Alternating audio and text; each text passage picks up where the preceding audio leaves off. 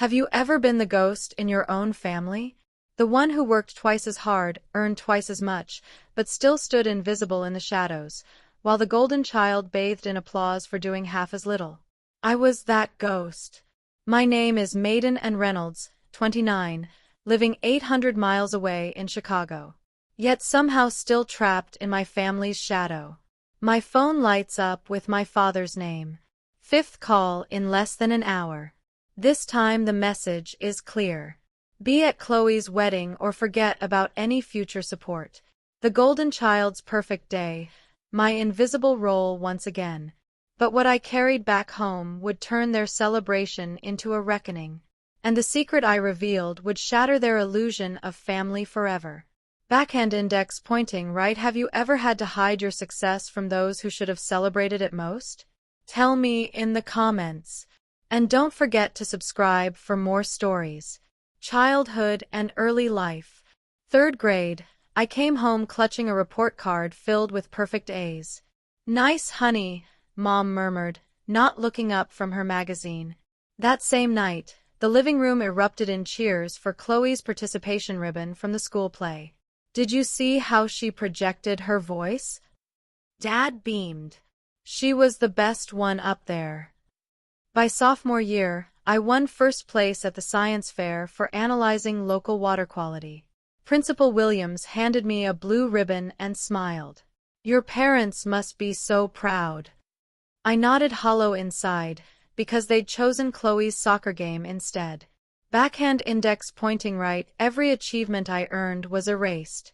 Every spotlight was redirected. And soon, I faced the choice that would change everything. Breaking free. Senior year, my acceptance to the University of Chicago arrived. Scholarship. A dream. Mom frowned. That's so far away. Khloe might feel inferior if you go there. Dad didn't even glance up from his newspaper. We've discussed this. You're staying local. End of story. That night, I lay awake tracing every possibility in my mind. To stay meant surrender. To leave meant deception. 2 weeks later, I boarded a bus to Chicago with 2 suitcases and a forged trail of fake paperwork. Community college registration, a dorm assignment that didn't exist. For the first time, I chose myself. Backhand index pointing right, but even freedom came at a cost. Because escaping doesn't erase the wounds, it only buries them.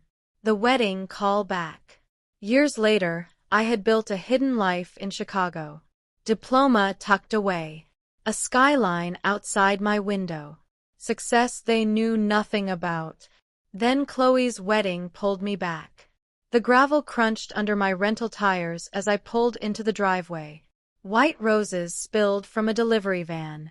Ivory fabric swayed from the porch. My childhood home transformed into a bridal magazine spread. Mom's hug was brief. Practiced. Decided to support your sister after all, she said.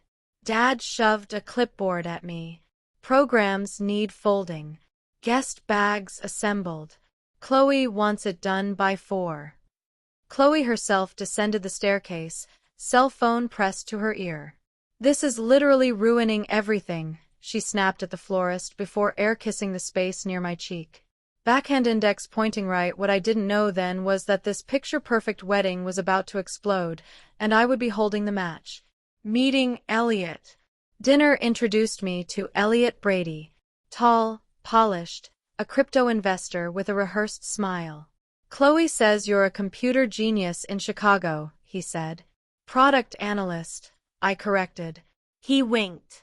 I've got friends developing an AI trading platform. We should talk shop sometime. His words were slick. His answers rehearsed. And my father, eyes gleaming, was hooked. Later, Aunt Helen whispered in the garden, your father won't listen, but I've seen men like him before. Too good to be true. Backhand index pointing right. That whisper lit the fuse. Because once I opened my laptop, the truth I uncovered would bring the whole wedding crashing down. The scam exposed. In Rosie's coffee shop, my laptop glowed with open tabs. business registries, investment forums, old social profiles. 3 names surfaced: Ethan Lewis, Edward Lambert, Elliot Lawson. Different states, different women, but the same face, the same smile. A con man who vanished days before each wedding. Bank accounts emptied, families ruined. Backhand index pointing right, and now he had chosen my sister. I spread the papers across the living room table. Bank records, police reports, sworn statements. This is clearly mistaken identity, Elliot said smoothly. 3 women, 3 states. Same man.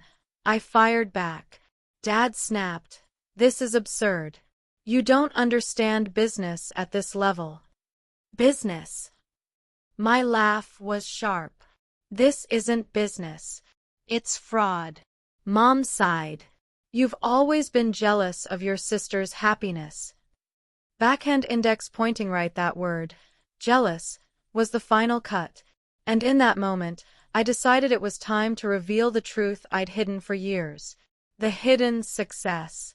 I pulled a leather folder from my bag. I didn't go to community college, I said. I graduated top of my class at the University of Chicago. I work in data science. 6 figures. A life you never even asked about. For once, their faces froze. Shock. Speechless. Khloe whispered, "That's impossible."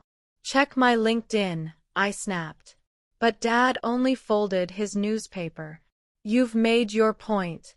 Now leave." Backhand index pointing right, and so I did. But 2 days later, their world collapsed, and suddenly, I was the only one they could call. The collapse. 17 missed calls. Dozens of frantic texts. Even Khloe's name lit up my screen. "You were right. Please help us." Elliot was gone. Accounts emptied. Mom's retirement fund drained.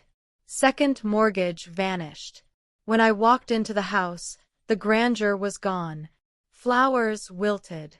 Chairs stacked. Mom's makeup washed away. Dad pacing like a caged man. "Perhaps you could help financially," he said stiffly. Backhand index pointing right, but this time, I wouldn't just save them. I would finally set the terms. The reckoning. I placed 3 documents on the table. My lawyer prepared these. Funds go directly to the bank and creditors. And you will sign an acknowledgement. Years of favoritism. Years of erasing me. Mom gasped. "We'd never sign something like that." "Then explain to the bank why you can't make next month's payment," I said coldly. 10 brutal minutes later, 3 trembling signatures bled across the pages. Backhand index pointing right. For the first time in my life, the power was mine. The aftermath. 1 year later, the Chicago skyline is gone. I traded it for a craftsman bungalow with space to breathe. My diploma now hangs proudly on the wall. Every Wednesday, I teach first-generation students how to spot manipulation, protect their finances, and claim their worth. In my backyard, rows of tomatoes and herbs thrive, stronger after being cut back. Just like me. Aunt Helen still sends updates. Khloe's in therapy. Mom and Dad wrestle with debt. They don't call, and I don't chase them. Backhand index pointing right. Boundaries aren't walls. They're doors I choose when to open. And some doors stay shut for good. As I water my garden, the evening sun warms my shoulders.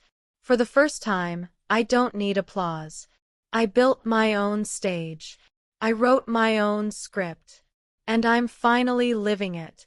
Backhand index pointing right. Have you ever had to set boundaries with family who only valued you when they needed you? Share your story in the comments, and subscribe for more journeys of truth, betrayal, and resilience.